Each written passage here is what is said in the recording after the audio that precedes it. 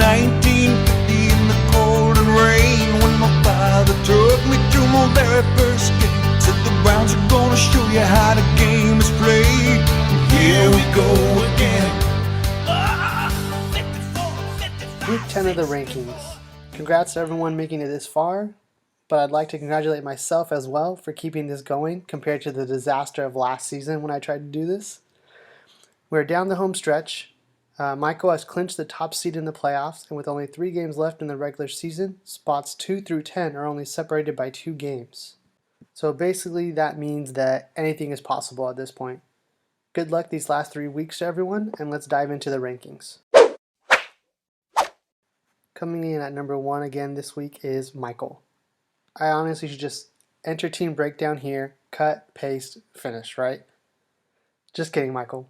Michael lost in the second matchup of the Ferguson Bowl, but that still didn't stop him from getting the top seed for the playoffs. Tannehill had what seemed like his first down game of the season, and that cost him another win, but in the long scheme it might not really matter. Jacob seemed to be getting back on track with a nice game, and Alvin Kamara continues to be the engine that pushes this team. So enjoy your coast in the playoffs, Michael. It's well deserved. Coming in at number 2 this week, and with a big jump as well, goes to Brennan. He avenged his earlier loss to mentor and life coach Ryan, and also made a strong push for a playoff berth, winning 3 in a row now. Thielen pushed Brennan over the finish line with Monday's 18-point game. He was also one of 5 players in double digits for Brennan's team. Another big matchup looms record-wise here as Brennan faces David this coming weekend. Let's see if he can make it 4 wins in a row. Coming in at number 3 this week, we have Aaron, who faced a team, I guess that's what you call it, in Victor, and made short work of it as well. Kyler Murray had a great game for Aaron and capped it off with a game-winning Hail Mary as well. If you haven't seen it, go check it out. It's probably the catch of the year right now. His Pittsburgh wide receiver tandem combined for 41 points as well. The only thing holding back Aaron from a possible second championship in this league is the health of Ridley and Galladay. But with a month to go until there's the championship game, he's got a good chance that they'll be back and help his team make a big run in the playoffs here. Coming in at number 4 this week is Asterix, or Team Corey, depending what you want to call them.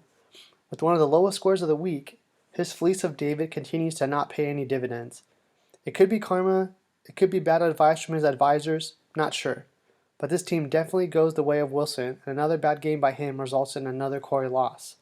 I also gave the top seed to Michael, so basically these next 3 weeks are Corey battling for the 2 seed and trying to get a bye week. Coming in at number 5, we have Ryan. A promising season has hit a big speed bump the last few weeks. A 4-game losing streak has Ryan on the edge of the playoffs, and a big matchup against Michael this week as well looms. I asked Ryan if he's concerned that his team is pressing too much or ready for the season to end. Ryan said, "I will have my team ready. Sometimes we're on top, other times we're on the bottom, but believe you me, either way, we're always a power top or bottom." Coming in at number 6 this week is me. I kept my season on life support after a win against Logan. Bye weeks played into my favor against Logan's team, and Diggs and Hunt helped out with big games as well. The chance to bring Corey down into the muck of this playoff race will be a fun motivator for me while trying to put the best lineup out on Sunday. Coming in at 7 is Logan. Like I said earlier, the bye week seemed to do Logan in this week and a chance at 500 as well. Adams had a down week based on his standards so far this year, and a no-touchdown game from Goff only lowered the ceiling for a possible win.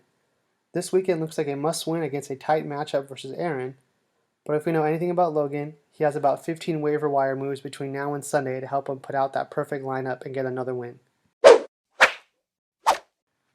Coming in at number 8 this week is David. I don't know if this is some late season luck on David's part or he pulled a rope-a-dope on the entire league since that trade, but he got a big win against Corey and posted one of the higher scores of the week as well. David had 5 players in double digits. Waller and Anderson had down games, but should bounce back in the coming week. It looks like David is trying to make a playoff push to silence all his doubters of his GM skills. We'll have to wait until the playoffs to see if he's actually right about anything. Coming in at number 9 this week is Joseph. I can't believe I forgot you had another matchup against your brother this season. Those Ferguson Bowls are always the best games of the year for me. Joseph was able to take advantage of Michael's subpar performance, and the Bears' defense did just enough to get him a win late Monday night. And the heart of a champion will continue on for at least another week for you. What I wouldn't give to be a fly on the wall as these two are forced to make nice at the holiday table while bragging rights in a championship are on the line and only a few weeks away. Coming in at number 10 this week is Victor. He's had a very few bad weeks here after looking like a playoff dark horse about a month ago. Victor's only averaging 59 points in his last 3 games, all losses. His lineup choices have brought concerns from other managers if his commitment is waning and if he is spread too thin with all his duties during the day. Victor isn't out of it yet, but it would be nice to see him put in a full lineup one more time before the season ends. Alright guys, well that was the Week 10 power rankings that we have. I hope you enjoyed them. Don't forget to not subscribe. That always helps me out. Up next, we have our interview for this week, so give me a round of applause as we welcome in David.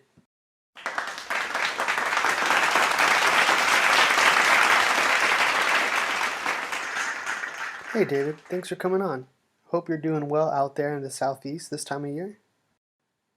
Hey Daniel, it's good to talk to you too. I'm as happy as a frog in a mud hole. Okay, well, that's a nice description, I guess. First question I have to ask. So we found no tampering in your trade with Corey. How do you feel the trade has gone for you so far this season? Well, you see right now I'm 1-1 so far, and I beat Corey. So I'm going to take this trade and run with it like a turkey with its head cut off. Well, I'm glad that trade is working out for you. You seem happy with it. It does sound like you're picking up a lot of that slang from Tennessee. Getting pretty comfortable out there, sounds like? Well, now you see, internet ain't coming around here too soon yet, and books are about as sparse as a pretty girl with all her teeth. So in order to fit in, you find things to do. Help me become a little bit closer to the culture out here, you know? Well, that definitely sounds like a good way to fit in while you're out there. What are some of your new activities you like to do? When I hear, see, there ain't no bad day for ever going out to do some noodling. If the moon comes out just right, sneak out, do some moonshining, truck driving, fun stuff like that, you know? Well, it sounds like you're doing just fine then. One last question so I don't keep you away from all that noodling. If you do win the championship, what would be the first thing that you want to do with the trophy? Well, now, if I did end up winning that beauty of a trophy, first thing I do is go get me some French fried potatoes, fill that whole thing up with taters and ketchup, and sit down and watch me some nice movies on the TV. That sounds like a really nice relaxing time with just you and the trophy there, David. Maybe you'll get to do that this year. Thanks for coming on, David. Hope you have a great rest of the week and stay safe out there, alright? You too, Daniel. Now, take care.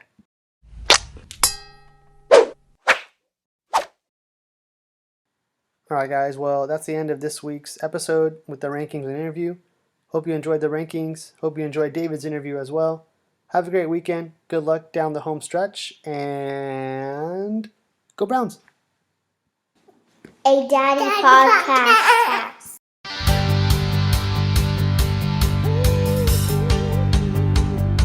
It was 1950 in the cold and rain when my father took me to my very first game. Said the Browns are gonna show you how the game is played. Here we go again. 54, 55, 64. You can find the trophy on the old age shore. Now the orange and brown coming back for more. Here we go again. I said, here we go again. It's the Cleveland Browns and it's 1st and 10. So get on.